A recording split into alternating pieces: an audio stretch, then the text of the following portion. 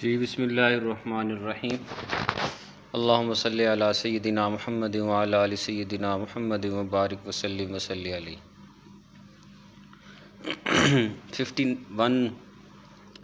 51 number M C Qs.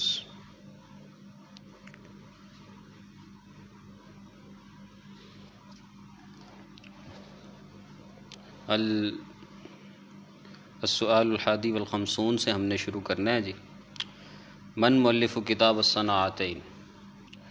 کتاب الصناعتین یہ ادب اور بلاغت کے مصادر میں بڑا مصدر ہے، اور ایک سوال آتا ہے اس میں کہ مل مراد بالصناعتین، صناعتین سے مراد کیا ہے؟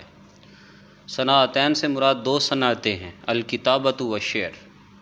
یہ ابو ہلال العسکری عصر عباسی کا بہت بڑا عالم ہے اور بہت بڑا ادیب ہے، اس نے یہ لکھی ہے کتاب الصناعتین، اور صناعتین سے مراد دو صنعتیں ہیں، الکتابہ والشعر۔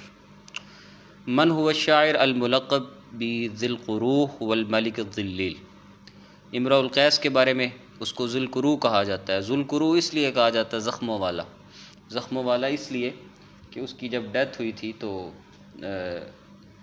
ایک زہر آلود جبہ تھا جو کہ اس کو پہنایا گیا تھا، اور جب اس نے بنو اسد کو، یعنی اس کا باپ چونکہ سردار تھا بنو اسد کا، اور بنو اسد نے اس کے باپ کو قتل کر دیا تھا، اور پھر اس نے بدلہ لینے کے لیے جو ہے وہ ان کے خلاف مہم جوئی کے لیے اس نے کوشش کی، تو جس کے نتیجے میں جو ہے وہ اس کو ظلماً قتل کیا گیا اور اس کو ایک زہر آلود لباس پہنا دیا گیا۔ تو ذی القروح یہ ملک الظلیل کیوں ہے؟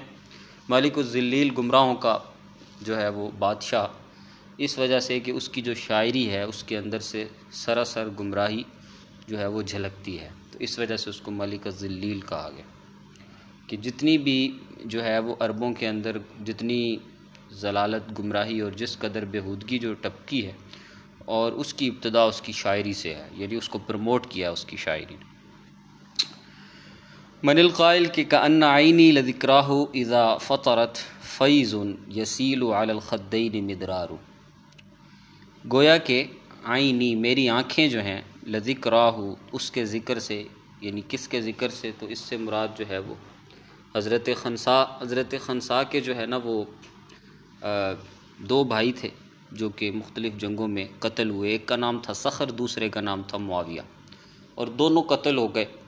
حضرت خنسا ابتداً بڑے سردار کی بیٹی تھیں، بعد میں اسلام قبول کر لیا، مسلمان ہو گئیں، تو یہ اسلام قبول کرنے سے پہلے انہوں نے اپنے بھائیوں کا مرثیہ کہا ہے، اسی لیے کہا جاتا ہے کہ ادب جاہلی میں، رثا میں اگر سب سے جس کو دسترس اور فضیلت حاصل ہے وہ خنسا ہیں۔ اور دوسری بات یہ بھی کہا جاتی ہے کہ حضرت خنسا جیسی شاعرہ جو ہے وہ عربوں میں اس کے بعد پیدا نہیں ہوئی، خاص طور پہ عصر جاہلی، اموی، اسلامی اور عباسی میں۔ عصر حدیث میں جو شاعرات ہیں وہ اس سٹینڈرڈ کی ہیں، ان کا کلام بہت اچھا ہے۔ تو کہتے ہیں کہ گویا کہ میری آنکھیں آئیں نہیں لذکراہ اس کے ذکر سے، یعنی صخر کے ذکر سے، اذا فطرت جب اس کا ذکر چھڑ پڑتا ہے، فیضن تو وہ بہہ پڑتی ہیں، ٹھیک ہے۔ یسیل علی الخدین مدرار تو گویا کہ وہ رخسار کے اوپر جو ہے وہ لگاتار موتیوں کی طرح بہہ رہی ہوتی ہیں، تو گویا یعنی کہہ رہی ہے کہ وہ پھر میرے سے آنسو کنٹرول نہیں ہوتے۔ من الصحابی الذی قال فی حقی رسول اللہ کہ ما ینفعنی مال قط ما ینفعنی مال قط۔ تو یہاں پر جو ہے نا جی، علم المعانی کی اقسام میں سے اس کے اندر حصر بھی ہے، حصر بھی ہے، حصر، اور حصر میں ما ینفعنی نہیں نفع دیا مجھے، اب ایک یعنی کسی کے مال نے، قط بالکل بھی کسی کے مال نے نفع نہیں دیا۔ اب دیکھیں اس کے اندر کئی بلاغی پہلو ہیں، مثال کے طور پہ نفی کے ذریعے اس بات کا حکم لگایا جا رہا ہے، اچھا اسی طرح حصر پیدا کی جا رہی ہے کہ کسی کے مال نے نفع نہیں دیا۔ اچھا کنایا بھی ہے، کنایا اس طرح ہے کہ بات اور کی جا رہی ہے، معنی اور مراد، کہ ما ینفعنی مال قط، کسی کے مال نے مجھے نفع نہیں دیا۔ کیا مطلب؟ مطلب یہ ہے کہ جتنا صدیق کے مال نے مجھے نفع دیا اتنا مجھے کسی کے مال نے نفع نہیں دیا، تو اس میں حصر بھی ہے، حصر جو ہے وہ علم المعانی کی قسم ہے۔ اچھا اسی طریقے سے اس کے اندر کنایا بھی ہے جو کہ علم بیان کی قسم ہے، اور لف نشر مرتب بھی ہے کہ پہلے بات اور کرنا اور معنی اور مراد لینا، تو اس میں علم بدیع بھی ہے۔ تو اس جملے کو، حضور علیہ السلام کے اس جملے کو بلاغت کا اعلیٰ معیار قرار دیا جاتا ہے۔ اکثر اس میں سے پوچھ لیا جاتا ہے کہ اس میں کیا کیا ہے۔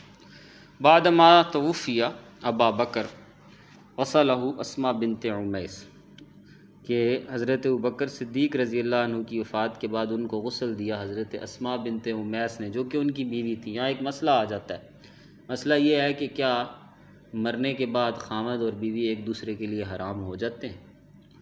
تو بیوی جو ہے نا جی، بیوی، اس کے لیے تو حکم یہ ہے کہ خامد جو ہے وہ اس کے لیے یعنی جو لکھا ہے وہ یہ ہے کہ اس کو دیکھنا منع نہیں ہے، چھونا منع ہے۔ دیکھنا منع نہیں ہے، جیسا کہ بعض لوگ یہ غلطی کرتے ہیں، وہ کہتے ہیں کہ دیکھنا بھی منع ہے۔ دیکھنا منع نہیں ہے، دیکھنے کی اجازت ہے، اور اسی طریقے سے لیکن چھونا جو ہے اس کی اجازت جو ہے وہ تحریماً منع کیا گیا ہے، تقدیساً منع کیا گیا ہے، اور حکماً منع وہ بھی نہیں، لیکن وہ منع ہے۔ اور جو بیوی ہے یعنی خامد جو ہے تو وہ اپنی بیوی کے لیے تو اس کے لیے کوئی ممانعت نہیں ہے، تو لہٰذا حضرت ابوبکر صدیق کی وفات کے بعد ان کو غسل ان کی گھر والی حضرت اسماء بنت عمیس نے دیا تھا۔ متا توفی بطرس بستانی، بطرس بستانی جو ہے اس کو سفیر العرب کہتے ہیں، اور یہ پہلا ایمبیسڈر ہے، مصر کا پہلا ایمبیسڈر ہے جس نے امریکنز اور یورپین سفارت خانوں میں جو ہے وہ عربوں کو جو ہے نا وہ صحیح معنی میں ڈیفینڈ کیا۔ یہ وہ دور تھا جب جنگ عظیم چل رہی تھی، اور اس دور میں بطرس بستانی ایک بہترین جو ہے وہ ایمبیسڈر بن کر ابھرا۔ تو بطرس بستانی کا اکثر حصہ وہاں گزرا، اصل میں ہم اس کو پطرس بھی کہہ دیتے ہیں، اور پھر بعد میں اس نے عربی لٹریچر میں قدم رکھا اور موت تک اس کے ساتھ رہا، اس وجہ سے اس کو اکثر یاد کیا جاتا ہے۔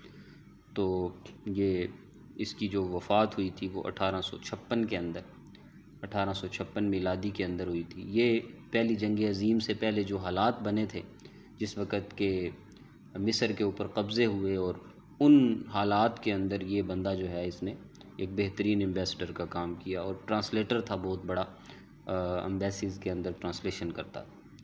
متا ولدہ محمد قاسم النانوتوی، قاسم نانوتوی جو ہیں وہ ایک عالم دین ہیں، بر صغیر سے ان کا تعلق ہے، اور جو دیوبند اسکول آف تھاٹ ہے اس کے بانی، اور جو مدرسہ تھا دارالعلوم دیوبند اس کی بنیادوں میں، تو اس نسبت سے پوچھا جا رہا ہے کہ ان کی ولادت کب ہوئی، تو وہ 1833 کے اندر ہوئی۔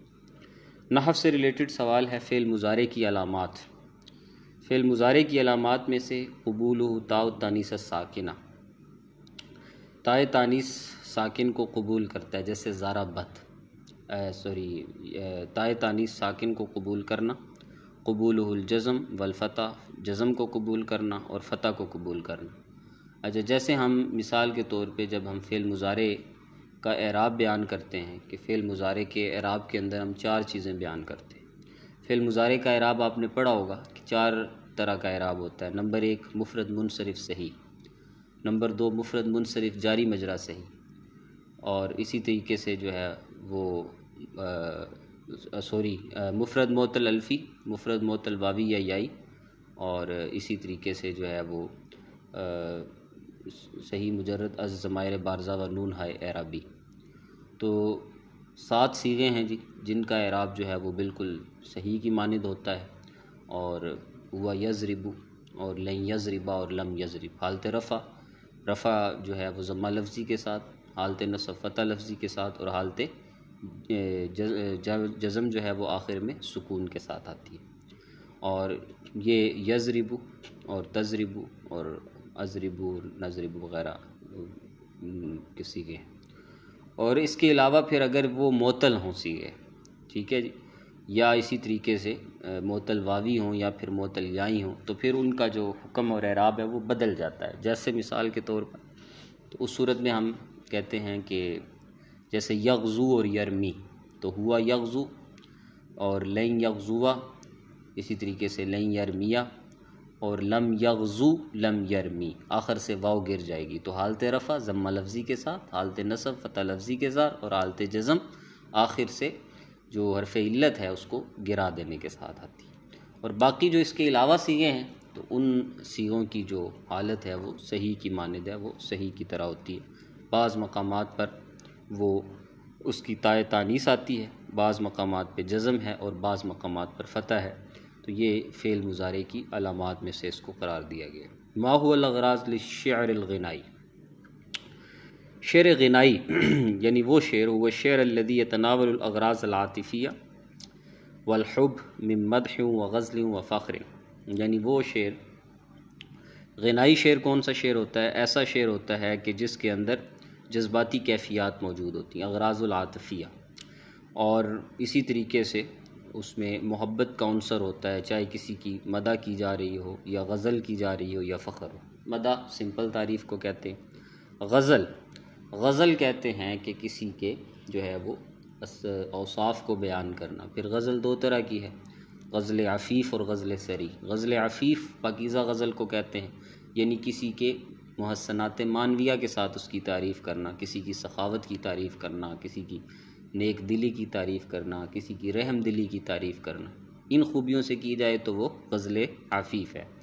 اور اگر کسی کے محاسن ظاہریہ کے ساتھ، یعنی آنکھوں کی تعریف، جسم کے اعضاء کی تعریف، تو وہ محسنات ظاہریہ ہیں، تو ان کے ساتھ کی جائے تو وہ غزل سری ہے۔ تو دو طرح کی غزل ہے، غزل عفیف اور غزل سری۔ اور اس کے علاوہ ایک تیسری غزل ہے جس کو غزل عذری کہتے ہیں۔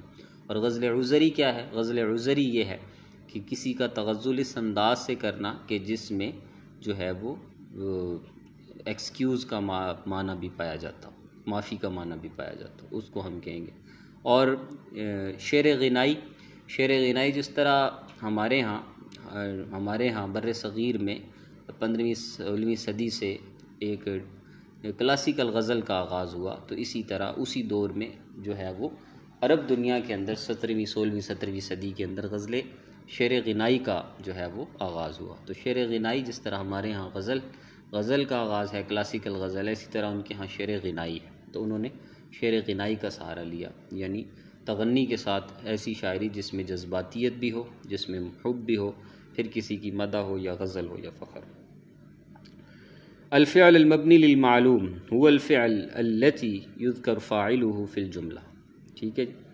فعل مبنی للمعلوم یعنی ایسا فعل جو مبنی بھی ہے اور معلوم بھی ہے، تو وہ فعل ہوتا ہے کہ جس کا فاعل اسی جملے میں موجود ہوتا ہے۔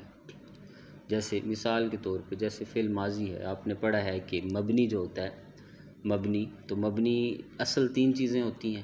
فعل ماضی ہے، امر حاضر معروف ہے، اور اسی طریقے سے تمام حروف ہیں، اور اسی طریقے سے پھر مبنی غیر اصل دو کی قسموں پہ ہے، مبنی غیر اصل لازمی ہے اور مبنی غیر اصل عارضی۔ مبنی غیر اصل لازمی کے اندر اقسام ہیں، مضمرات، اسماء اشارات، اسماء موصولہ، اسماء اسوا، ظروف، اور اسی طریقے سے مرکب بنائی، اسماء شرط ہے وغیرہ۔ اور مبنی غیر اصل عارضی جو ہے وہ لا نفی جنس کی وہ کیفیتیں ہیں جس کے اندر بعض صورتوں میں مبنی ہے اور بعض صورتوں میں معرب ہے۔ تو اگر وہ شرط نہ پائی جائے گی تو وہ مبنی ہو جائے گا، اور اگر پائی جائے گی تو وہ معرب ہو جائے گا۔ تو یہ اس کا جو فاعل ہوگا، اب جیسے ضربہ ہے تو فاعل جملے کے اندر ہی موجود ہوگا، تو یہ فعل مبنی معلوم کا جو فاعل ہوتا ہے وہ جملے کے اندر ہی موجود ہوتا ہے۔ اور جو مجہول ہوتا ہے، یہ بھی سمجھ لیں، جو مجہول ہوتا ہے جس کا ہم نائب فاعل قرار دے دیتے ہیں، تو دراصل وہ جو نائب فاعل ہوتا ہے، جیسے ضرب زید، ٹھیک ہے، ضرب زید، اب اس کے اندر زید فاعل نہیں ہے، وہ مفعول ہے، لیکن اس کو اٹھا کے فاعل کے قائم مقام کیا گیا ہے، مارا گیا زید۔ تو زید چونکہ مارا گیا ہے، لیکن ہم اس کو نائب فاعل قرار دیتے ہیں کہ ہم جو ہے وہ مفعول کو اٹھا کر فاعل کے درجے میں لے آتے ہیں، تو اس کو ہم نائب فاعل لوں۔ تو لہٰذا چونکہ وہ مفعول ہوتا ہے، فاعل کے درجے میں آتا ہے، اس لیے وہ فعل مبنی مجہول میں ایسا ممکن نہیں ہے، جبکہ فعل مبنی معلوم میں فاعل جو ہے وہ اسی جملے کے اندر موجود ہوتے ہیں۔ کلمۃ عین کئی معنی میں استعمال ہوتا ہے، جاسوس، عین الماء، ماء الجیش وغیرہ وغیرہ۔ اچھا جی، من ہوا ضرب المثل فی طمع کے اندر، ٹھیک ہے جی، لالچی پن میں، لالچ کے اندر، طمع کے اندر۔ اور یہاں طمع سے مراد براہ راست لالچ نہیں ہے، بلکہ طمع سے مراد لالچانہ امیدیں ہیں، یاد رکھیے گا۔ تو اس کے اندر اقسم بن سیفی کا نام آتا ہے۔ اقسم بن سیفی جو ہے وہ عصر جاہلیت کی ایک مشہور شخصیت ہے، اس کی طرف چند ایسی اساطیر قدیمہ اس کی طرف جو ہے وہ منسوب ہیں، جس کی وجہ سے ہم یہ کہتے ہیں۔ من هو الشاعر الذي اشتهر بشاعر ملوک الحیرہ۔ ملوک حیرہ، اس پر پہلے بھی ہم نے بات کی ہے کہ دو طرح کے بادشاہ اس زمانے میں زیادہ مشہور ہوئے ہیں، اگرچہ اس کے علاوہ بھی تھے، تدمر بھی تھے اور بھی تھے، لیکن دو طرح کے زیادہ مشہور تھے زمانہ جاہلیت میں۔ جزیرۃ العرب سے باہر، یاد رکھیے گا، تعریف یاد رکھیے، زمانہ جاہلیت میں جزیرۃ العرب کے باہر دو بڑی سلطنتیں روم اور فارس نے اپنے اپنے دفاع کے لیے عربوں کی نسل سے جن قوموں کو اپنے قریب اپنے یعنی سلطنت کے قریب آباد کیا تھا، اور مقصد آباد کرنے کا یہ تھا تاکہ ہم عربوں کی جو ہے وہ حملوں سے اور ان کی لوٹ مار سے محفوظ رہیں اور ان کو ان کے خلاف استعمال کرتے رہیں۔ تو یہ جو ریاستیں تھیں یہ دو تھیں۔ چنانچہ رومیوں نے جو ریاست آباد کر رکھی تھی، جو یہ شام کے قریب، تو اس کو غساسنہ کہتے ہیں، اور جو فارس تھے، فارسیوں نے جو ریاست کیسر نے جو کر رکھی تھی اسے غساسنہ کہتے ہیں، اور کسریٰ نے جو کر رکھی تھی اس کو حیرہ کہتے ہیں۔ اور ملوک حیرہ مشہور جیسے نعمان بن منذر ہے، اس کا باپ تھا منذر بن ماس سما وغیرہ وغیرہ۔ تو ان کے درباروں میں جو ٹھیٹھ عرب تھے، جو کہ جزیرۃ العرب کے رہنے والے شعراء تھے، وہ جاتے تھے اور جا کے شاعری کرتے تھے اور وہاں سے پیسے بٹورتے تھے۔ زہیر بن ابی سلمہ بھی جاتا تھا، حسان بن ثابت رضی اللہ عنہ کا جانا بھی، وہ بھی بہت جاتے تھے۔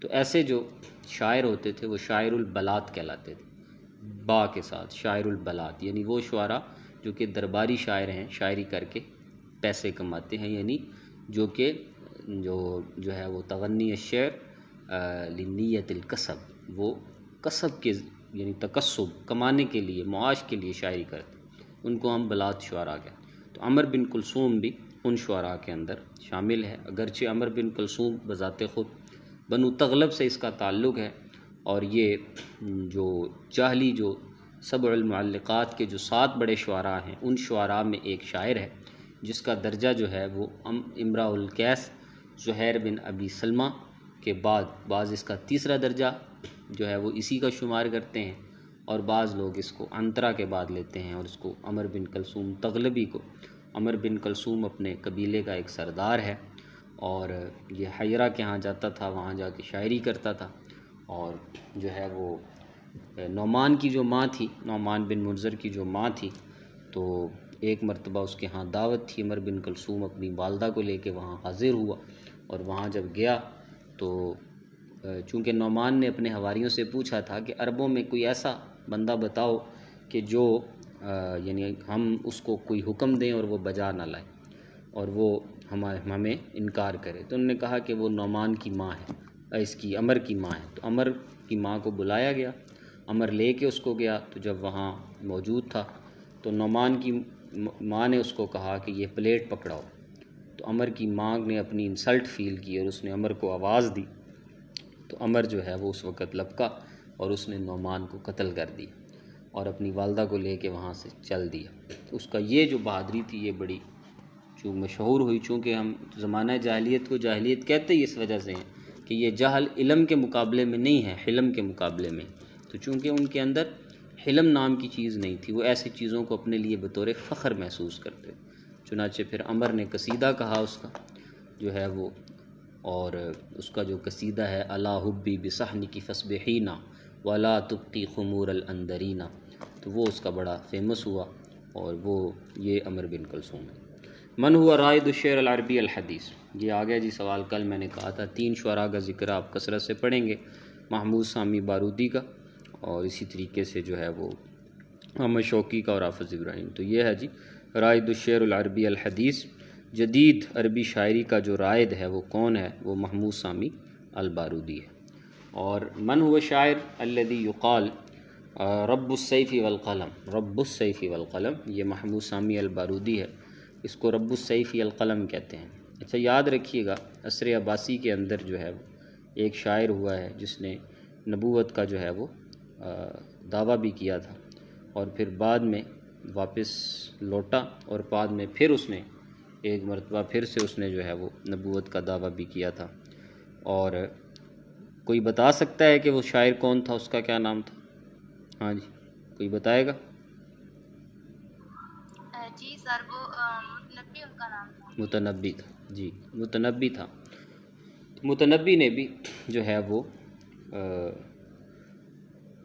رمح و سیف والقرطاس والقلم، تو 3 شعراء ایسے ہیں جن کو رب السیف والقلم کہا گیا۔ 3 شعراء ایسے ہیں۔ اپنے زمانے میں شعر کہنے پر فرزدق کو کہا گیا، جس نے قصیدہ زین العابدین میں جو ہے وہ الرمح والسیف والقرطاس والقلم کہا۔ پھر اس کے بعد دوسرے نمبر پہ متنبی ہے، اس کو بھی کہا گیا، اور تیسرے نمبر پہ محمود سامی البارودی ہے، اس کو بھی کہا گیا۔ تو عصر حدیث میں رب السیف والقلم جو ہے وہ محمود سامی بارودی۔ مصر الجدیدہ و مصر القدیمہ، یہ فرع انتون جو ہے نا جی، یہ جس وقت عرب انڈسٹری کھڑی ہو رہی تھی، اپنے پاؤں پہ آ رہی تھی، تو اس وقت جو ہے یہ ایک بڑا شاندار ڈرامہ پیش کیا تھا، جس میں مصر جدید اور مصر قدیم کی دونوں خطوں کو واضح کیا تھا۔ تو یہ وہ ہے جی مصر جدیدہ اور مصر قدیمہ ڈرامہ ہے۔ نشأۃ النثر الحدیث و تطورہ، یہ کتاب دیکھنی چاہیے، اس کا مقدمہ دیکھنا چاہیے۔ نثر حدیث کی جو نشہ ہے اور اس کا جو تطور ہے وہ کس طرح ہوا، یہ دکتور عمر الدسوقی ہیں، انہوں نے اس کے اوپر کام کیا۔ العشرۃ الطیبہ، العشرۃ الطیبہ 10 چیزیں قانون فطرت میں سے ہیں، حدیث ہے جس کے اندر 10 فضائل ہیں، اس کے اوپر محمد تیمور نے اس پہ کام کیا ہے، اور یہ اسلامی ادب میں آئے گا۔ تنقسم مجموعۃ اللغات السامیہ الی طائفتین، لغات سامیہ جو ہے اس کے 2 بڑے گروہ ہیں، ایک لغات سامیہ اور ایک لغات حامیہ۔ یہ سوال دراصل بڑا پوری طرح واضح نہیں ہے، کیونکہ جب لغات سامیہ کہہ دیا تو پھر اس کے نیچے گروہوں میں آنا چاہیے تھا، طائفۃ اللغات السامیہ اور پھر لغات الحامیہ۔ ان کو اس طرح تو اس کی تقسیم نہیں کیا جا سکتا۔ باہر کیا ہے، اللغات اللسانیات النفسیہ اہم مدارس ہوا، لسانیات نفسیہ، لسانیات نفسیہ سے مراد وہ زبانیں ہیں جو انسان کی اپنی جانب متوجہ ہیں، تو اس کے جو اہم مدارس ہیں اس میں المدرسۃ السلوکیہ البنیویہ ہے اور المدرسۃ المعرفیہ التولیدیہ۔ اللغات السامیہ من حیث الاقوام، ہاں جی، من حیث الاقوام جو ہے وہ لغات سامیہ جو ہیں وہ 7 حصوں پر تقسیم ہیں، اور اس کی ساری تفصیل میں لیکچرز میں عرض کر چکا ہوں، اور اس کے نوٹس بھی موجود ہیں، اور یہ آپ لوگوں کے اوپر پینڈنگ بھی ہیں، خاص طور پہ جو پہلے لوگ تھے، بعد والے تو دوبارہ بھی پڑھ لیں گے، تو انہوں نے اس کا امتحان بھی دینا ہے، ابھی ٹیسٹ انشاءاللہ ان کے شروع کرنے ہیں میں نے آج کل میں۔ اس کے بعد ہے جی کہ اللغات لا يمكن الدخول ولا السوابق ولا اللواحق، ایسی زبانیں جن کے نہ سابقے اور لاحقے ہوتے ہیں، اور نہ ہی ان میں کوئی لفظ داخل ہو سکتا ہے، اور نہ ہی کوئی لفظ ان سے نکل سکتا ہے، اور نہ ہی کوئی لفظ ان کے ساتھ جوڑ کے نیا لفظ بنایا جا سکتا ہے، جیسے کہ چائنیز زبان ہے اور اس طرح کی کئی زبانیں ہیں، تو ایسی زبانوں کو ہم لغات عازلہ کہتے ہیں۔ اللغة تستعمل في البلاد والناطقين تتعلق من البلاد المختلفة ليست من اللغات الأم، ایسی زبان جو کہ شہروں میں مختلف جگہوں پر استعمال ہوتی ہے اور اس کے بولنے والے مختلف شہروں سے تعلق رکھتے ہیں، اور ان کی وہ زبان جو ہے وہ مادری زبان بھی نہیں ہوتی، تو ایسی زبان کو کیا کہتے ہیں؟ ایسی زبان کو لغت التعامل کہتے ہیں، تعامل کی زبان ہے جس کو لوگ بطور ٹول استعمال کرتے ہیں، بولتے ہیں۔ من الذی یقال له الاب فی العلوم اللسانیات الحدیثہ، جو زبانوں کا جدید علم ہے، جدید جو زبانوں کا علم ہے، اس کے اندر جو ابو اللسانیات ہے نا، وہ افرام نعوم تشومسکی کو کہا جاتا ہے۔ اس کی تفصیل بھی عرض کی جا چکی ہے، افرام نعوم تشومسکی یہودی کون تھا، اس کی کیا خدمات ہیں، زبانوں پر اس نے کیا کام کیا، تو یہ ساری چیزیں پہلے ہوئی ہیں۔ مل مراد صفر التکوین، سفر نہیں پڑھنا، صفر التکوین۔ صفر تکوین کیا ہے جی؟ اسوار خمسہ موسویہ جو 5 ہیں، کتاب الاحبار، کتاب الگنتی، یعنی جس کو ہم کتاب العدد کہتے ہیں، کتاب الپیدائش، کتاب القانون، کتاب الاستثناء، تو یہ ان کو ہم اسفار خمسہ موسویہ کہتے ہیں۔ حضرت موسیٰ علیہ السلام پر ابتداء نازل ہونے والی، یعنی ان پر جو اترنے والی کتاب ہے، اس کتاب کے جو 5 چیپٹرز ہیں ان کو اسفار خمسہ موسویہ کہتے ہیں۔ اس کے اندر جو ہے وہ ایشیائی قوموں کے لیے سامی کا لفظ استعمال ہو، اور پھر جدید ریسرچر تھا زبانوں کا جس کا نام شلوتزر تھا، اس نے اس لقب کو اختیار کیا، اتخذ شلوتزر لقب السامی من صفر تکوین، صفر تکوین یعنی اسفار خمسہ موسویہ سے اس نے یہ لقب اختیار کر کے ان کے لیے پہلی مرتبہ استعمال کیا۔